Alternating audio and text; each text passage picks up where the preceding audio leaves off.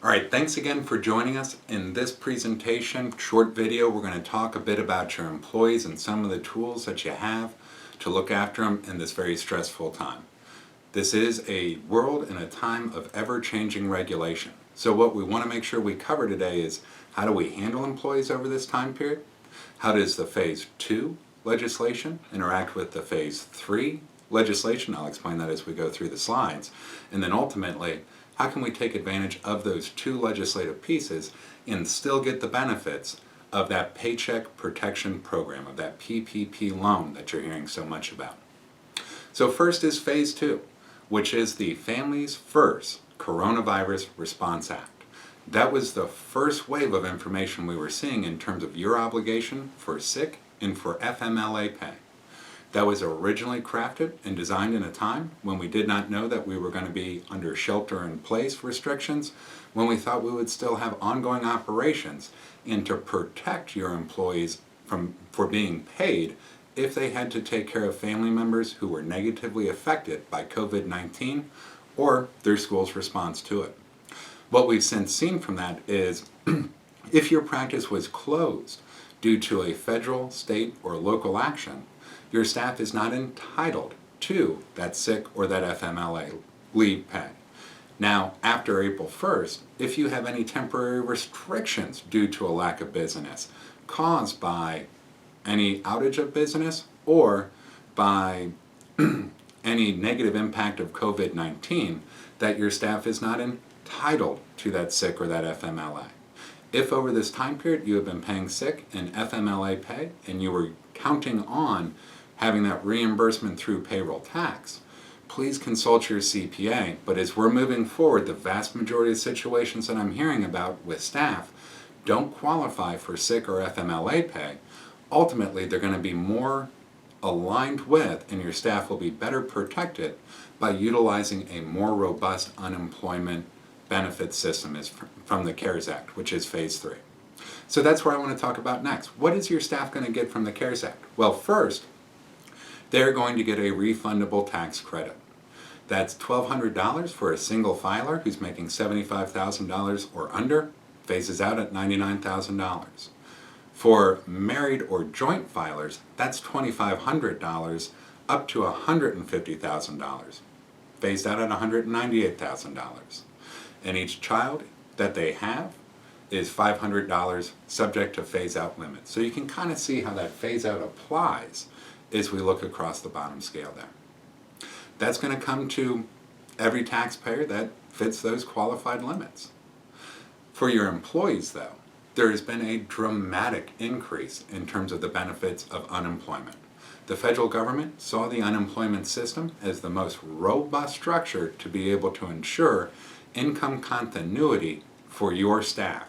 And that can be a fairly difficult conversation as we start talking about furloughs, being laid off, or having reduced hours, and going for unemployment. Important for your staff, for them to know how much you value them, as well as that we are using this as a temporary measure because this is where the federal government decided they'd be able to provide the greatest income continuity for your staff. So a couple of those key provisions. First, they eliminated the 1-week waiting period. Your staff, if they go on unemployment, are going to be able to receive a check a week faster. Most importantly, the federal government beefed up unemployment on the per stat or on the per state limit by $600, up and into matching their historic compensation. Vast majority of your staff is going to be made whole compared to their historic earnings if they go the route of unemployment. Also, short-term compensation programs. So those of your employees that are seeing reduced hours can file unemployment to make up, considering your business is not necessarily going to have the patient flow to be able to support their hours. Significant to you, unemployment for self-employed is now included. So our sole props and our S-corps out there can go and file for unemployment. That should affect the owner, that might affect the associate. Finally, unemployment compensation has been extended by 13 weeks. Now, the decision to file unemployment is very much a nuanced decision that has legal consequences to it.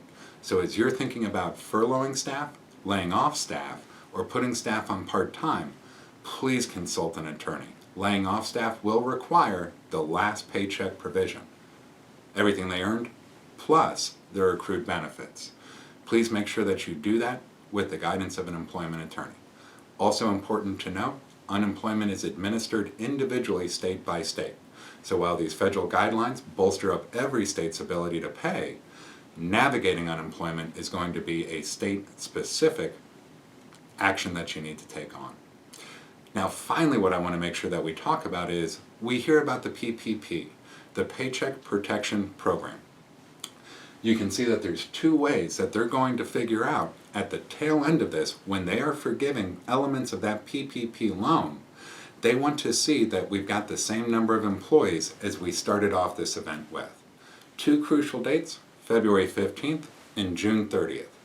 Currently, in the CARES Act, there is an exemption for rehire that states that an employee who was terminated from 2/15/2020 to 30 days after the enactment of the law, which happened this past Friday, and is rehired by June 30th, will not be considered terminated for the above. So it looks like there's the opportunity to rehire your employees that went on unemployment as we approach that June 30th date, to continue to provide you that forgiveness that is inherent in the PPP loan program, but that is an element that we want to monitor.